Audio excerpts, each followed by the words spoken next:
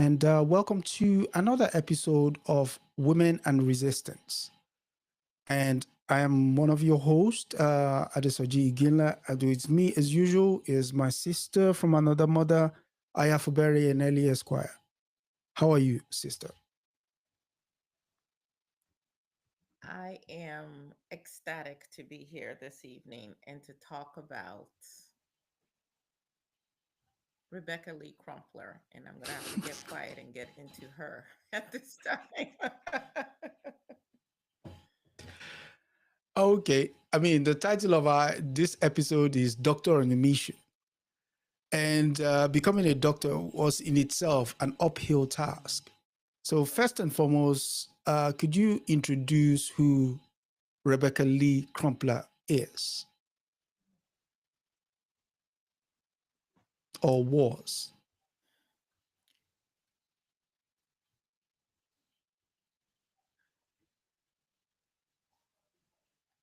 In my lifetime, I would probably not have said what I'm about to say to you and your listeners. What I would say is gather your children around, especially those children who, for one reason or another, have been denied their place in the world, and let them know that they are so much more. And if you're not watching this in the live, you're watching this later, still pause and share this with your children, your grandchildren, because they need to know.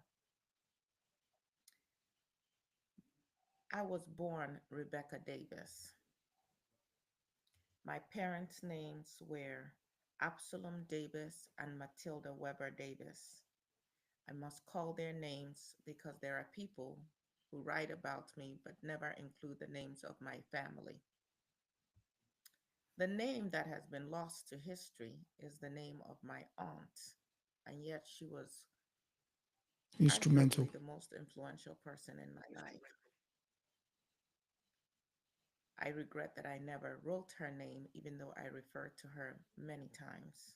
I did not write it in any way that has um, outlived me, is my point. She was not married and she did not have children. I was born in Delaware in 1831.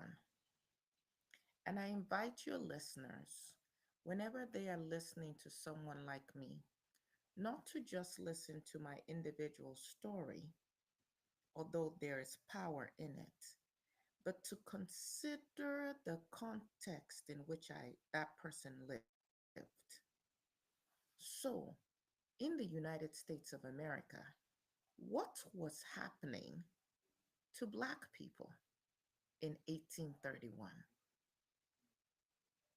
Mm. Now, I told you I was born in Delaware. It is supposedly in the northern part of the United States of America. However, even there was much persecution and many people who were anti abolition. And at any time, even for those of us who were born free, which is so crazy to say because everybody should be born free, Born free. Yes. every animal should be born Born free. free. Yeah. Hmm. But even for those of us who were born free, there was always that concern that you could be captured.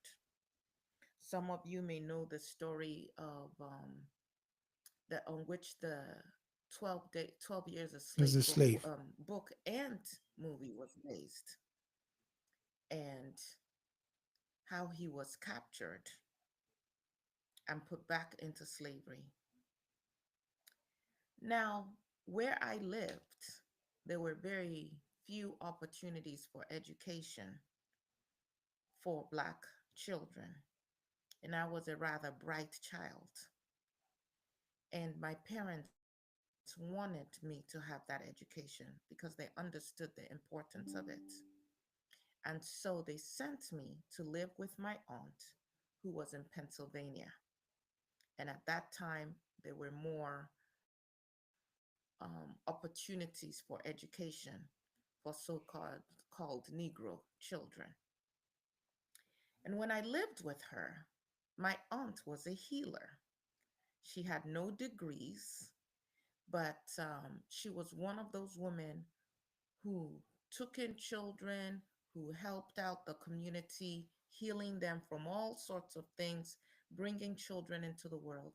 And I got to witness that every day. I got to see what a profound change she made in the lives of people with her knowledge of health. I was fortunate enough in the 1840s to attend West Newton English and Classical School, where I excelled and I was known as a really good math student. By 1852, I had moved to Charleston, Massachusetts to work as a nurse. Now, understand back then, you didn't have all the training and certifications that are required now to be a nurse. You simply learned from others who were doing healing work, and then you continued in that tradition. And when I moved to Charleston, Massachusetts, started to work with a number of doctors, providing assistance as a nurse to people who needed medical services.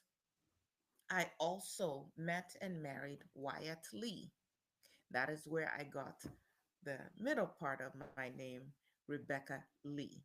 Lee. And so at that point, I went from Rebecca Davis to Rebecca Lee, and we lived in Charleston, Massachusetts.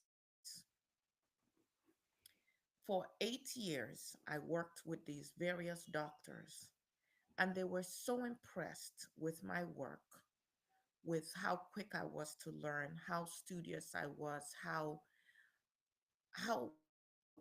capable I was in the medical field. Now you have to understand that at that point in 1860, I believe that the first black man, a black man who was born in the United States of America, who had gotten a medical degree, I believe maybe had just gotten his degree not even quite 2 decades earlier. This particular gentleman was not allowed to get a degree here in the United States. He actually had to go out of the country in order to get a degree. Mm. The first person to break the color barrier in medicine Medical. Mm. was a black man named James. Yes, it was James McCune Smith. He had been born a slave in 1813, but he had had quite a few opportunities. His owner had allowed him to actually attend the New York African Free School number 2. I mentioned that school in particular for those of your listeners who may still be confused as to whether we are Africans or not. In the earlier days, we were not confused about our origins. We Mm. knew we were an African people. So he wanted to become a physician. He worked as a blacksmith to support himself while studying Latin and Greek, two languages that the medical schools at that time required for their students to be fluent in. He applied to Columbia College and to Geneva. These were two medical schools in New York. And the schools denied him on account of his race. Hmm. James was refused an American medical education, but he did not give up. He ended up going to University of Glasgow, which was a prestigious college in Scotland. And there he was admitted, and the black people in his community came together to raise enough money to send him to this school in 1832. He returned to the US from Scotland in 1837 with his Bachelor of Arts degree, his Master of Arts degree, and his medical degree from the University of Glasgow in a short span of 5 years. But of course, there was a lot of anti-abolition sentiment brewing in New York at this time. In fact, in July of 1834, white Americans who feared any progress by Black people went ahead and incited, they call it a 3-day riot in New York City. I call it the absolute, hmm, it wasn't just a riot, it was white people of that time showing their fear and acting like rabid animals. These mobs targeted dozens of Black homes and set them aflame just because they are afraid of any advancement we make. What type of people, instead of concentrating on their own advancement, work so hard to prevent anybody else from advancing and then turn around and say, see, we are better because they have not advanced? Anyway, I share all of this to say this was the time. So he graduated in 1837. I was born in 1831. Hmm. Then there was another young man, Black man, David Jones Peck, who was born free in 1826 or 1827. The historians are not clear. He was born in Pennsylvania. He eventually did attend medical school. But after he was admitted, in order to take classes, the school told his white classmates that they get to vote on whether they are okay with him sitting and taking classes with them. The male, of course, they were all male, the white male medical students were left alone in a classroom to discuss the issue. Hmm. So many of them sure that it was only them that had the right to be in those hallowed halls. However, by a very slim majority, they agreed to accept someone who could have been their slave to instead be their medical school classmate. He was permitted to matriculate. He graduated from Roche Medical College in the spring of 1847. At this point, no woman, white, Black, or any other color, had been permitted to train to become a physician. And it wasn't until 1849 when a white woman, Elizabeth Blackwell, earned her medical degree from Geneva Medical College in New York. She had been born to aristocrats in 1821 in Bristol, England. Well, they say aristocrats, some say middle class family. Either way, she had many more professional connections. She had many physician mentors. And let me tell you, if you have children who want to go into any field, and particularly a professional field, very important that you start to connect them to mentors. It makes Mentors. all the difference. You don't know what you don't know, and you need people to smooth your path. And that is ultimately what helped me in 1860, before the Civil War. I decided I wanted to become a medical doctor. I wanted to be a physician. And a number of the doctors, the white male doctors I had been serving as a nurse, actually agreed to write me letters of recommendation. And that is how I was able to be accepted as the first African American woman into medical school, and it was the New England Medical College. Okay. So, given the context you've just laid out, what would you say was the roles of African women and their communities played in healthcare tradition in that time, prior to her wanting to go into the medical field? Oh, we were the healers.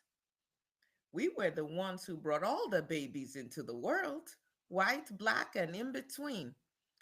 We came armed with certain understandings of the human body and of healing traditions.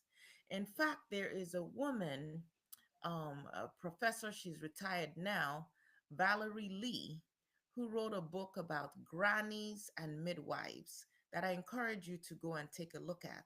And there are many other books as well. But they talk about the role that African women played in caring for, in taking care of all the communities. And Mm, it got to a point where white men decided that they wanted that to be their purview. And so they began a campaign that talked about how big and dark and dirty the granny midwives were. And do you want these people to be the ones touching your precious white bodies and your children? Never mind that they would give us their children to nurse on our breasts. But so widespread was this very coordinated campaign that white wealthy women began to reject the health care that Black women had been providing all along. mm, And then they started with the hospitals, the clinics, and this is where the well-to-do had their babies. Well, whatever the well-to-do do, eventually everybody else feels like that's what they should do as well. So even then, uh, Black people who had a little bit of wealth also wanted to go to these hospitals where women would be put in stirrups, where the white male doctors couldn't even care about you, didn't even want to touch you, but they would go and pay their money to them to bring their children into the world. But so insidious was this campaign that it eventually drove most Black women who were healers, who provided these medical services, um, it drove them out of business essentially. And then, of mm. course, here comes all of the you need that certification and you need that certification, but then they make sure that you don't have access to the schools that give those certifications. Certifications. And that was a Mm. way of really, for lack of a better term, whitewashing the healthcare that we all receive in this country. Mm.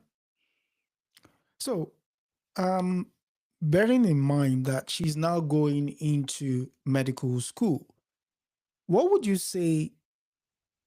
What would you call that? Would you accept that as the rejection of Eurocentric science limits on Black intellect at that time? Or it was just a question of this was one person trying to break the mold?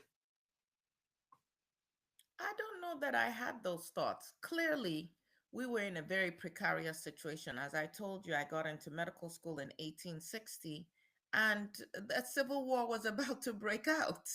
Mm, Um, we were still enslaved peoples. And so at that point, we were fighting for survival and we were fighting for our right to live full lives. And we are human beings who needed health care. And I saw with my own eyes how much these white male doctors did not understand and did not care to understand the issues affecting people in my community. They also did not care to understand issues affecting women either. Um, and I knew that I could be part of the solution. In fact, I'm going to jump ahead and I'll come back, but that is the reason that I wrote my book, a book of medical discourses in discourse. two parts. And I want to read just a little snippet of my introduction. Please do. It may be well to state here that having been reared by a kind aunt in Pennsylvania, whose usefulness with the sick was continually sought, I early conceived a liking for and sought every opportunity to be in a position to relieve the sufferings of others. We must always think, how are we going to use our gifts, our talents, our aspirations to to make things better, right? Later in life, I devoted my time when best I could to nursing as a business, serving under different doctors for a period of 8 years, from 1852 to 1860. Most of the time at my adopted home in Charleston, Middlesex County, Massachusetts. From these doctors, I received letters commending me to the faculty of the New England Female Medical College, whence 4 years afterward, I received the degree of Doctoress of Medicine. Should I also note that when I was given my degree, it also said a negress on my diploma. They had to underscore that point. I would jump to a different part.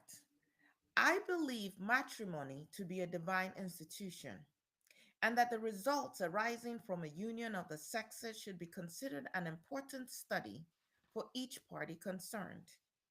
If we as intelligent beings sit still in this matter of physical security, premature decay must take the place of perfection.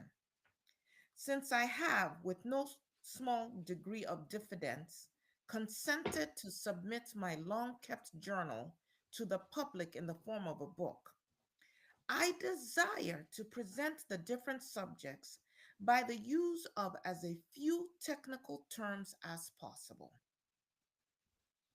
and to make my statements brief, simple, and comprehensive. I was not writing for anybody else. I will tell you who I was writing for. Indeed, I desire that my book shall be a primary reader in the hands of every woman, and yet none the less suited to any who may be conversant with all branches of medical science. If women are permitted to read and reflect for themselves, it is hardly possible that they will say it is uninteresting to them, or that it should only be read by men. In dealing with subjects that bring to mind thousands of premature mortalities, as for instance those from cholera, infantum, or pneumonia, I deem it expedient to speak only of what I know and to which I can testify. I wanted to stop seeing my people who often had the least access to medical care on any level. I wanted us to get the information we needed to continue to be healthy and to produce. A lot of the knowledge we came with by virtue of being here and being separated even from the herbs that we knew, by virtue of being captive and not really being allowed to live and express ourselves as we naturally would, there was quite a bit of knowledge that I believe had been lost to us. Hmm. And let me tell you, this issue of medicine impacted me right at home because in 1863, a mere 9 years after we got married, my husband, Wyatt Lee, passed away from tuberculosis. Hmm. Now I was a widow.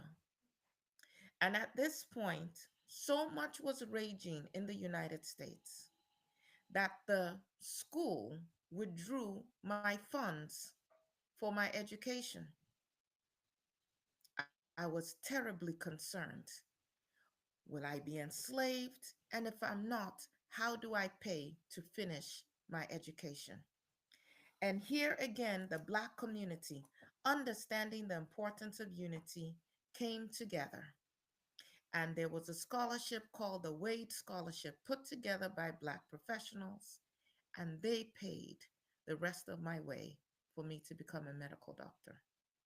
Hmm. How then could I not understand my duty also to my people?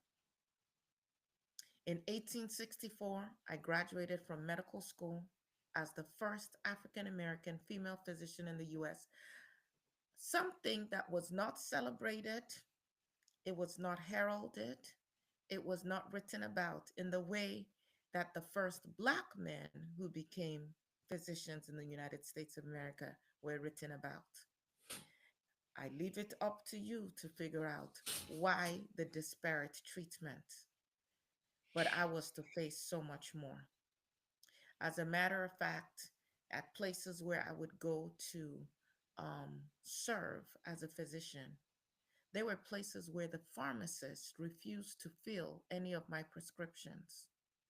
And they said my MD did not stand for medical degree or medical doctor, it stood for mule driver. I Wow. was to remarry. I remarried in 1865. I married Arthur Crumpler, who used to be a slave. Um, we married in St. John, New Brunswick, and that is where I got the other part of my name, Crumpler. And today I am known as Rebecca Lee Crumpler. So you talked earlier about the book, a book of Black medical discourse. No, a book of medical discourse, because medicine applies to all of us. All of We're it. human beings. Okay. Now, there are cultural understandings Mm-hmm. that will help you better work with a group, just like their understandings of female versus male. Their understandings of the elderly versus children. But my book was a book of Medical medical discourse. discourses in two parts. Okay. So I take the correction. And which lends me to this question. The in the opening that you talked about how it is important that our community be allowed to access medical facilities. If Hmm. you compare that, if you put that into today's context, would you consider Lee Crumpler saying medical services is a basic human right in light of what is going on in the United States right now? Absolutely. Absolutely. And that is why I also asked your listeners to bring their children. When I applied to medical school in 1860, there were only 300 women out of 54,543 physicians in the US, and none were Black. Today, the statistics continue to show, particularly in the area of infant mortality and the maternal mortality rates of Black women, that Black people in this country are not getting the quality of health care that they deserve. There are many myths that still permeate the medical field where we are considered not to feel as much pain. You see the history of the experiments that have been conducted on us. I believe there's a book that your listeners might want to also read, Medical Appetite. Apartheid, Harriet Washington. Um, yes. And so absolutely health. When if you talk about the United States Constitution and you say the pursuit of what? Happiness Life, liberty, and the and the pursuit of happiness, right? happiness. How do you have life without health? So we die more in childbirth, we die more as infants, and we die earlier, both men and women of African descent in this country. Hmm. That must be remedied. And we cannot look to anybody else to remedy it because what do they care? They've demonstrated that they don't care. We must look to ourselves to remedy that. And that requires more of us making the case that healthcare should be a basic right, but it also requires more of us paying attention to the basic things that we should be doing. And that is what I cover in this book. Basic things like how to bathe a child, what kind of soap. Let me read here again. There are many kinds of soap in use for the purpose of washing clothes, cleansing paint, etc. Then there are not a few advertised as superior for washing the skin.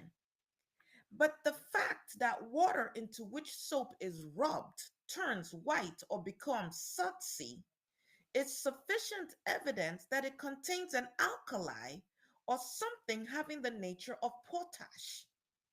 To use it on the tender skin of infants is but to experiment for the benefit of the dealer at the expense of the babe. And so, what Mm, I do throughout this book, talking in very simplistic terms, I talk about the things that we must do as individuals and within our community, common sense things we must do to take care of ourselves. One of the things that I say is pauperism, like familiarity, breeds contempt.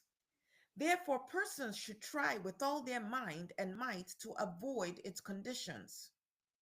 Is it too much for me to say that the excuse for a mother's co signing her child to some almshouse while she goes free can be but shallow? Mothers, sorry, let me start over here. To labor is honorable. Mothers, before you forget the tie which binds you to your child and deliberately co sign it into the care of strangers, look into those dear little eyes. Remember, few ever return or are restored as was Joseph of old. Now, think of the United States of America, where many women don't even have maternal care. Like they cannot take leave after they have children if they're hourly workers. And then even the ones who do, maybe 6 weeks maternal leave.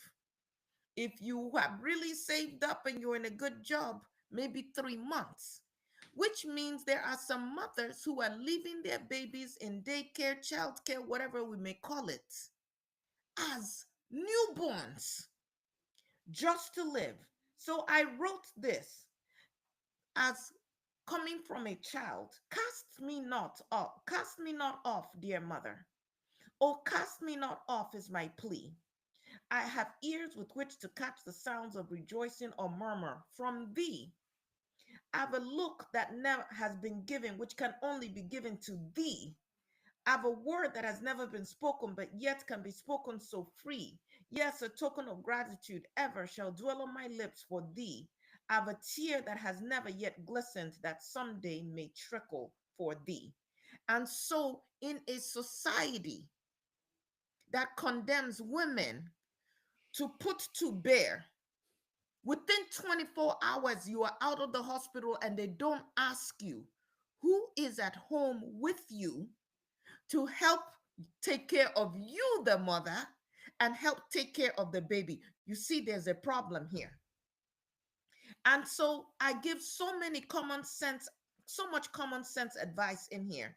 And one of the major things that I end with is the formula for making Dr. Crumpler's vegetable alternative. We must choose to eat healthy. That is the beginning. I also cautioned against people who are too young or people who are too old having babies, because you end up maybe having babies with a weak constitution. I also cautioned against the use of alcohol and tobacco. And yes, I wrote this book when very few men were writing medical books, and certainly we're not trying to educate the masses of people. But I did it. I did it because I saw that there was a need. And even that was not celebrated. But I am grateful that today you are giving me the opportunity to talk. And there are other people who have also written about me that hopefully will stir up a spirit for us to take care of our health in the way that we should. okay. That said, to build up on the issue of taking responsibility for one's health, what would you say the significance of Black women in leading that charge, especially in light of what is happening in the United States as regards um, the feeding culture? The feeding culture? Yes. Well, I think that is partly a problem. Is these gender roles. Are not men human beings as well? Let us link arms together and do the work that is required in our community. But men should not be so pompous, black men too, as to carry on the madness of male patriarchy inherited from the white men. They should see us as equal partners. It really does take all of us unifying for us to be whole. Hmm. So I don't see it as women leading a charge or men leading a charge. I see that there is room for all of us. My understanding is across the world, male female is almost 50-50. It might lean 51-49, but it's really close. Let's all work together. But it was also important for me as a woman to do what I did because I saw how a voice like mine was needed. You know that I was the first black, not just the first black woman physician in the United States. I was the only black woman to publish a medical book in America in the entire 19th century. Again, most people did not know that. I'm I not taught in any medical schools. I was coming to that actually. I'm not taught in any medical schools. Would you consider that the publishing of the medical book as an act of resistance or just a call of duty? My whole life was an act of resistance. Any black person who survived during the time that I lived, and maybe even now, listen, just the decision not to just fold into despair and take your own life is an act of resistance. But of course, I believe we must do more because we were all given certain gifts, certain, you know, things were stirred up on the inside of us. And just as my aunt did the very best that she could with no education or formal degrees in that sense, why would I not go further? And I Hmm. expect the young men and women listening to me today to go even further than that. You know, and it wasn't easy, even if after I got that medical degree. I stress this as we talk about resistance, because it seems that some young people are thinking that because I'm smart and I'm good, doors should just open. And when they face the resistance, when they face the obstacles, they take that sometimes as a sign that this is not for them. No.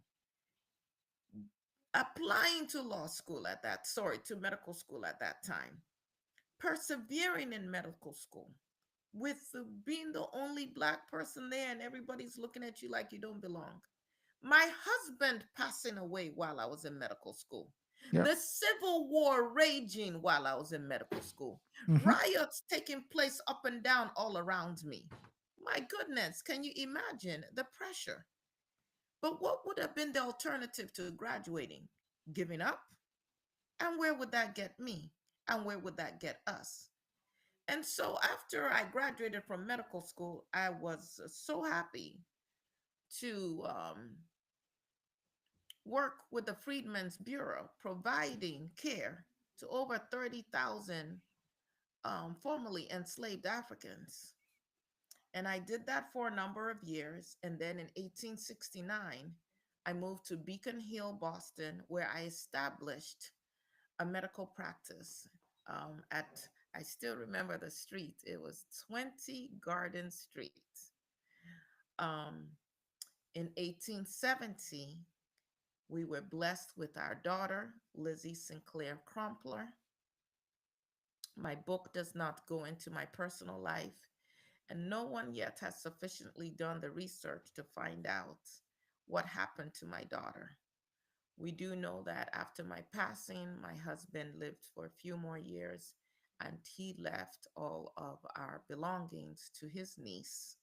And so the assumption is that death again visited me Hmm. and took our daughter.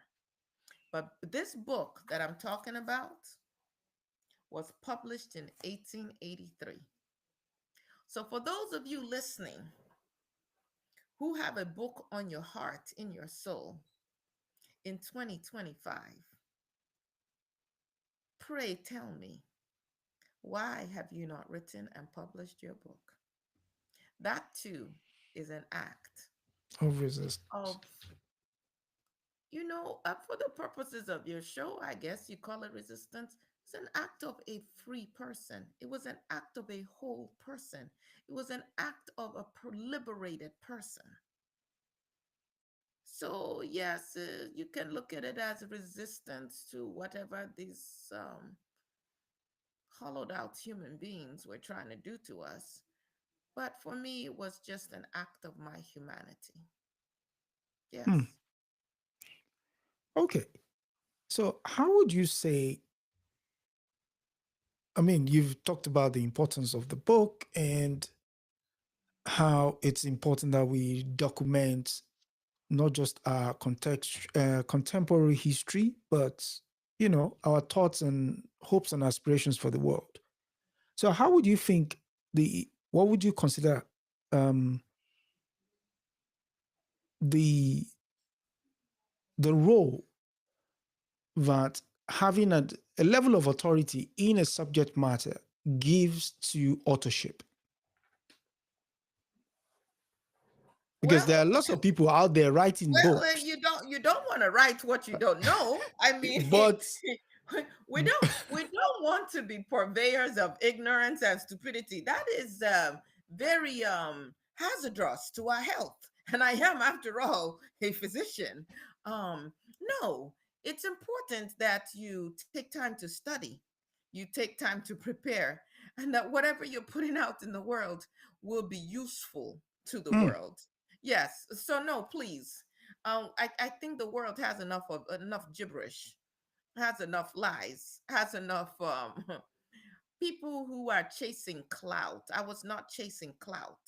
I read to you why I wrote the book. I wanted to arm women with information that would make all the difference in who they chose to marry, how they conducted themselves, how they fed themselves and their families, and how they cared for their children. So, some of the chapters in this book, I will just, if you permit me to just share.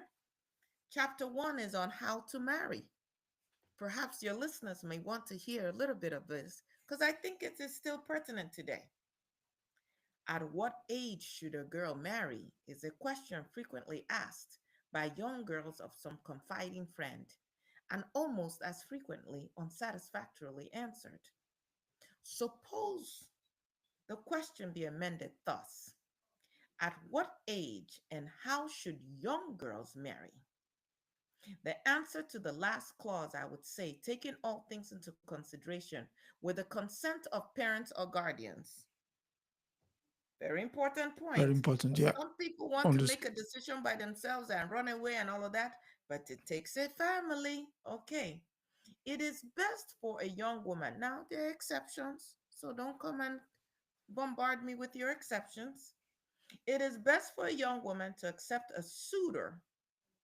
Listen up, young women, who is respectable, vigorous, industrious, and but a few years her senior, if not an equal age. A few No years has seen. 56-year-old men with 22-year-old girls.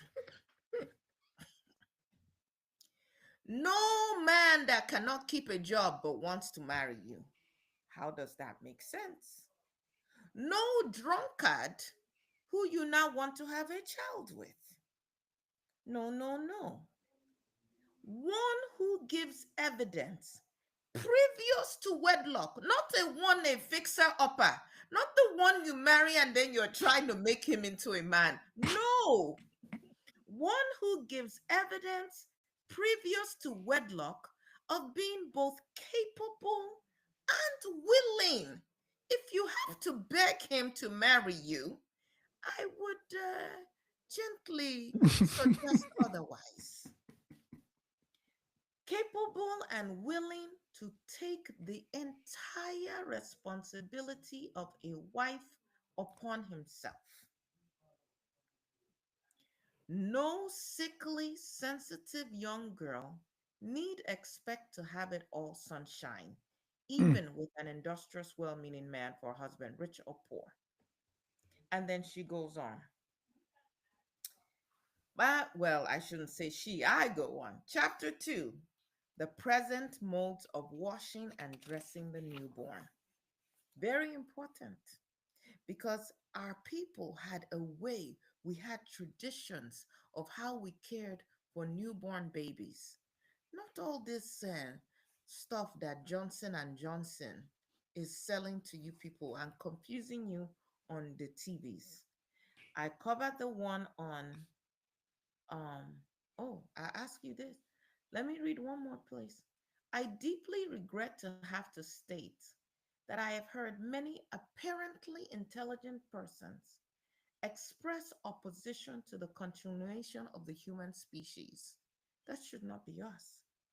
But let me ask, what devastating visitations may we not expect if we seek to diminish God's images by any selfish or misguided motives? Mm. I suppose one could read into that I was rather pro life. I also wrote about the preparations for confinement, the need to pay attention to your body and to seek medical care immediately. How many deaths could be avoided with some prevention? That is what this book is about. It's about prevention. I talk about a child born with a caul. Sometimes they call it a veil. I talk about the necessity of agreeable and soothing surroundings. Imagine bringing a newborn into a house where, what is that new thing you people are doing now? Vaping, you blow the thing. I believe that's what it's called. Um, Yeah. um, um, Marijuana smoke all over the child. No, there's a necessity of agreeable and soothing surroundings. And when I talk in this chapter about suitable surroundings, some of you, oh, even now, the noise, it's always noise, Mm. too much noise. Do you know that too much noise is jarring to a child's constitution? We need soothing. We need quiet. I talk about nursing from the breast made easy. I talk about the usefulness of baby medicines during the month, and I caution against taking very harsh medicines as a Medicines. mother, especially when you're nursing as well. I talk about the navel cord. I talk about if for whatever reasons you're not able to breastfeed, what type of milk is good for your child. Let me give you an example. It was happening even then. Can you imagine getting whatever somebody has tried to sell you as milk? Really, goat milk would have been okay. And they've put sugar in it as well. Then you mix it up. Some of you don't even mix it well, so most of the sediment at the bottom. And then you put Hmm. that bottle in a carrier with the baby, and it sits there for hours. And then you feed the baby sour milk. These are the things I was talking about back then. I talk about precautions after birth, proper and improper diet. I talk about time for weaning. Some may disagree with my timeline, but I talked about it. I talked about signs of starvation because they were very hard times for us as people. I talked about cholera. I talked about cholera infantum. I talked about the causes and prevention of that disease. So much that I covered in this book. Like I said, I talked about teething, what to do when the child is teething. I talked about whooping cough. I wrote about worms, sore throat, pneumonia. There's so much I had to teach. And this was back in 1883. Could you repeat that date again when that book was published? 1883. It So, is still useful today. exactly. So, one final thought from you on that very book itself. That knowledge is obviously being passed on in some shape and form, right? So the question is, why don't we have a circle where that knowledge becomes a language in itself? Because we find that our new mothers, I mean, you know, have a way of going back to established medicine, seeking truths that already are contained within our community. I'm not sure I understand your question. Can you ask it again, So please? the question is, why is the content of your book on medical discourse not center amongst our people? That thing is effectively shared mother to mother, aunt to niece, niece to cousin, and what have you. Instead of still seeking, quote unquote, medical intervention from those who clearly don't really like us. Well, because Dr. Spock and his publishers had more money. They have more money. And that is what they advertise. You go into the gynecologist's office, you will see a copy of that book. You will see what to expect when you're expecting, not written by us.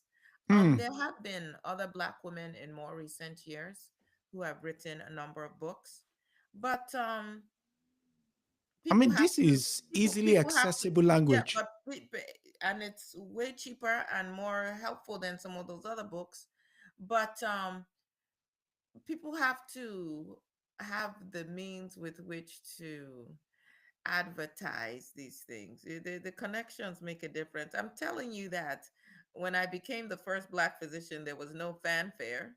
I'm telling you, when I wrote the book, there was no fanfare. And, it's up to us to share that story. And maybe your listeners can be part of that. Certainly, there are other people who have tried to draw attention. This is a children's book written by J.P. Miller. And J.P. Miller, this was her debut book as an author. And the young lady who illustrated it also is a young Black lady. Um, but you know what? This might be shocking for you to hear. I died in 1895, long after we were able to take pictures and things of that nature. I was so buried in history that there is no surviving picture of me. This is not an image of my likeness Hmm. because nobody knows what I look like that is living today. There's nothing left behind to show what I look like. So, similarly to someone else that I believe you covered at one point, Nani Of maroons. of the Maroons, where somebody just used their friend and drew a picture.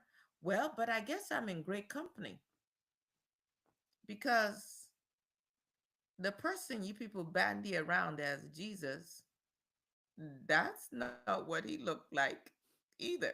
We don't know. So I suppose that thought just occurred to me. I suppose I am in great company. Um, Yeah, but so still, yes, should my book be widely discussed? Yes. Should the matters that I discuss in here be conversations that we're having with young girls from the time they get their menses and start to become women? Yes. Should men read about these books? Because so many times men stand in the way of the healthcare for their women folk. Yes. Is it being done? Well, you are certainly helping to move it forward. And I thank you, young man. yes, would I continue to do my little bit? And again, we have to understand that the women work in tandem with men in our communities, but for so long it's been the issue of one deciding, i.e., the women in this case, deciding to go the the the natural route, and the men being dragged along, kicking and screaming. Sometimes that is, but you know, and history shows that we've not been kind to our women in that respect. And I don't know why that is, but I could take a Well, guess. I would say modern history. Has it always been that way? But carry on. I did interrupt you. No, My I mean, I apologies. could guess that it is wanting to be part of something that you've been excluded from. And I was reading the other day when someone was describing what malehood looks like, and broke it down that if you had no understanding of what it is, the closest thing you have is that thing that oppresses you. You are going to end up replicating that in your immediate surrounding, i.e., Mm, white supremacy, a la patriarchy. And that becomes your barometer of what a man should look like. So, for some reason, we've decided that's the route we're going to take. And we've not been able to shift course. I'm now asking you as a woman to say, give us your take. What is it like to be on the other side of it, knowing fully well you went through from being denied access to school, being deprived of your due respect when it came to writing out prescriptions? I mean, take it anywhere you want to go. I feel like I have to say this. I like men. It's I obvious by your two marriages. I married two black men, and let me tell you, each of those men supported me. It would not have been easy to have a woman going for a medical degree in 1860. Wyatt supported me. And after I got my degree and was the first and only at the time black female physician, um, Crumpler also courted me and married me and moved around to assist me in the work, to assist my career, if you will, and the work that Mm. I was doing in my community. So with your generation, it's so much male this, female this, so on and so forth. And yes, I'm not in any way disputing the fact that black men have tended to take a page out of the book of white patriarchy in terms of their treatment of black women. But what I'm saying is, while obviously as a medical doctor, I understand the physical and the biological differences, what we need to be focused on is being whole human beings without there being an assignment of, okay, the male can be a doctor and the woman can be the domestic worker, or vice versa. I think it's about really seeing what God has put you on earth to do and to do it. And that is what Black people need to do, regardless of the obstacles in front of us, regardless of what other people might try to do to fight us, to oppress us, to keep us out, and so on and so forth. Because when we are not clear on who we are as human beings, then we allow other people's definitions of who we are to prevail. And if we suffer that mental disease, then no matter what degree you get, it doesn't even matter because you are going to operate exactly like what these people say you're not, or Mm. what they say you are, or you're going to try to emulate them, in which case There's a book, right? Black Skin, White Mask. Mask, And how France does that Fanon. help us either? If you do not have ownership of yourself, that ownership of yourself does not have to be male, female, black, white. It needs to just be ownership of yourself. This may sound controversial, I don't know, to some people, but I did not necessarily go to medical school saying, I'm going to be the first Black woman. I went to medical school because there was a calling and I had worked and I knew that the next step needed for me to be a medical doctor. Does that answer your question? You want to? Yes, it does. It does. It does. And speaking of next step, next week we're going Oh, to be before you do that, can I share a couple more resources, especially for go people on. who have young children? This is a book, Dr. Rebecca Lee Crumpler. Again, that's not me, but that's okay. Doctress of Medicine. This is a Woman Leaders in Medicine series by Cheryl Racinos. Okay. And then this book is really good information in this book. It's called Twice as Hard, and it's the stories of Black women who fought to become physicians from the Civil War to the 21st century. If you have a child, Who wants to go into the male or medical field? female, Black or white, but particularly for our Black children who are interested in the medical field, there are many demons that steal those dreams from them, that cause them to think that they are in the wrong place. This is a great book for them to Trust us. get to understand that there's nothing they are facing that has not been faced and overcome by someone who looks like them. Hmm. Do you know? Yes. Do you know? So insignificant was I in the medical field for the white medical people, but also within my own community, that after I died, I was buried, yes, gratefully so, in an unmarked grave that wasn't discovered until almost 100 years later.